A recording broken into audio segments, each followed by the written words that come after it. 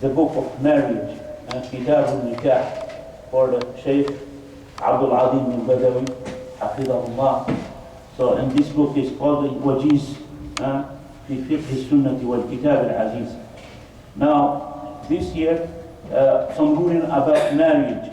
Last time or last weekend we talked about Ayyun Nisa'i Khair, which among the women are the best to get married or to marry to. So he said, just briefly, inshallah ta'ala, ومن أراد النكاح فليتحرى من النساء من تتوفر فيها هذه الصفات. He said, whoever wants to get married, so let him observe or investigate from women what the woman that has this characteristic.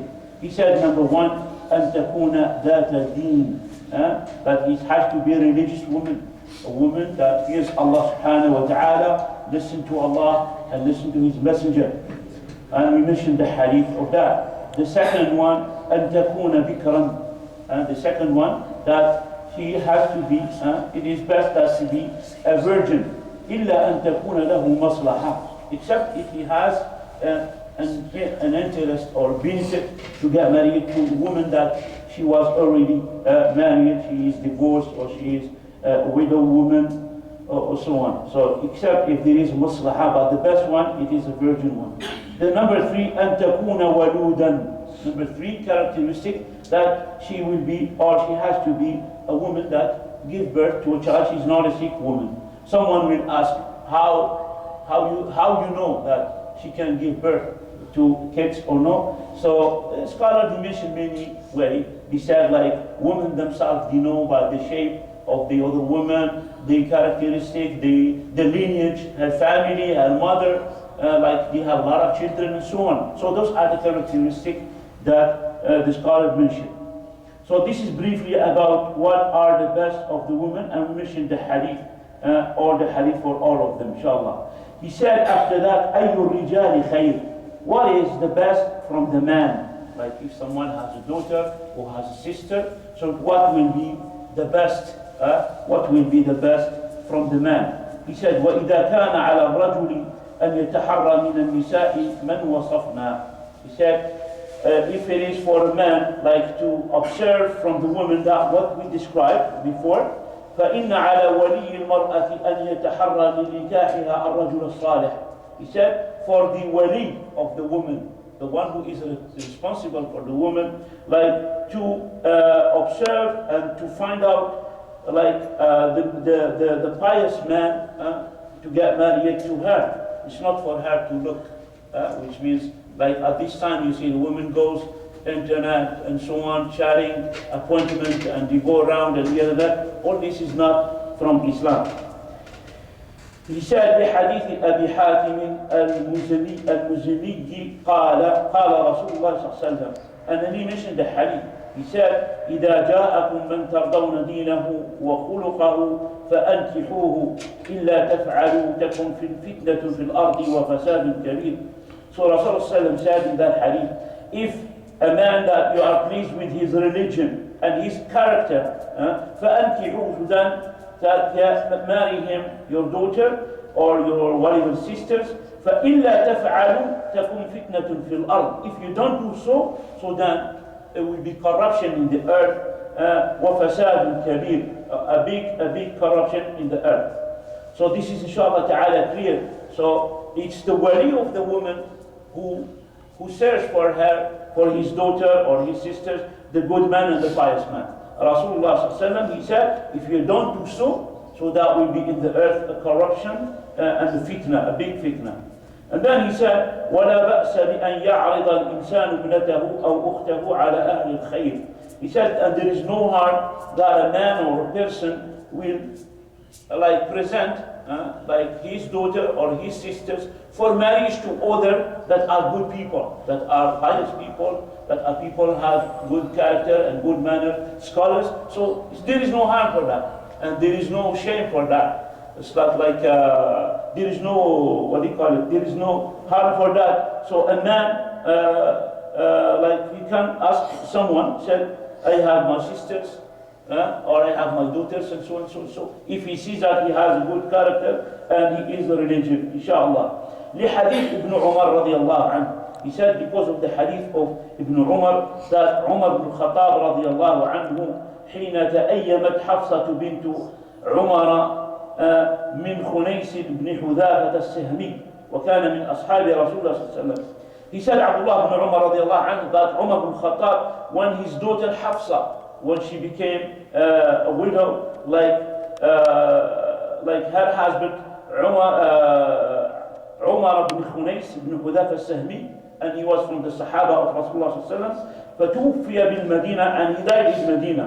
فقال عمر بن الخطاب, and then Umar ibn Khattab said, فأتيت عثمان بن عفان فعرضت عليه حفصة فقال سأنظر في أمري.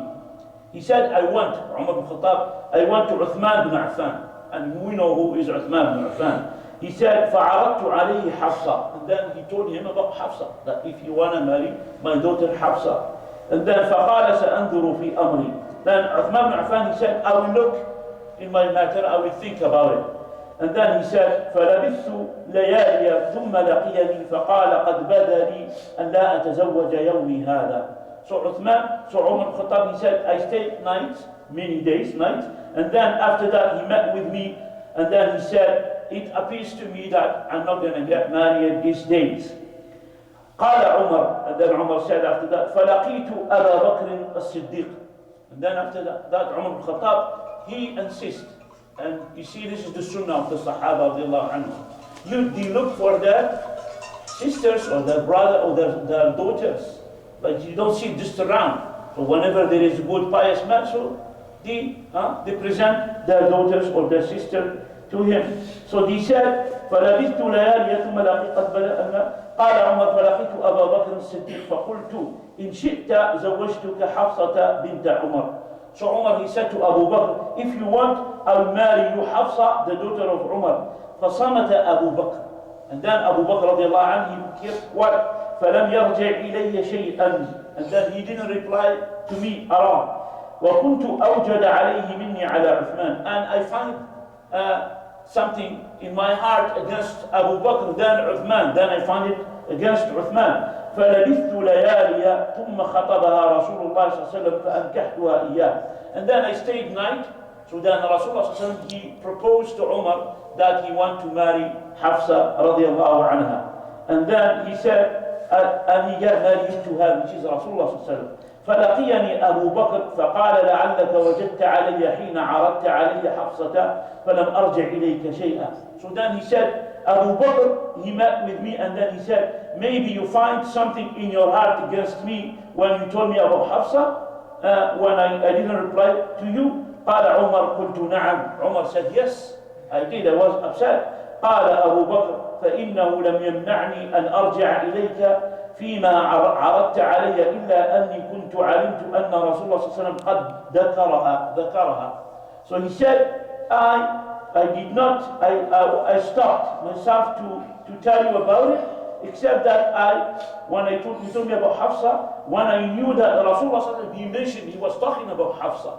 So I knew that Rasulullah was interested to marry Hafsa, and I heard him talking about her. فَلَمْ أَكُنْ لِأُفْشِيَ سِرَّ رَسُولِ اللَّهِ صلى الله عليه وسلم. So now here, this is another fiqh here. He said, I didn't want to expose the secret of Rasulullah sallallahu alaihi wasallam. So he considered that as a secret. So he didn't tell him, oh, maybe the messenger, he was mentioning Hafsa, it's for him. So he waited for Rasulullah to present himself, and he got married to Hafsa. وَلَوْ تَرَكَهَا Rasulullah قَبِلْتُهَا. And then he said, Abu Bakr, and if Rasulullah, he didn't marry to her, so I will accept her as a wife.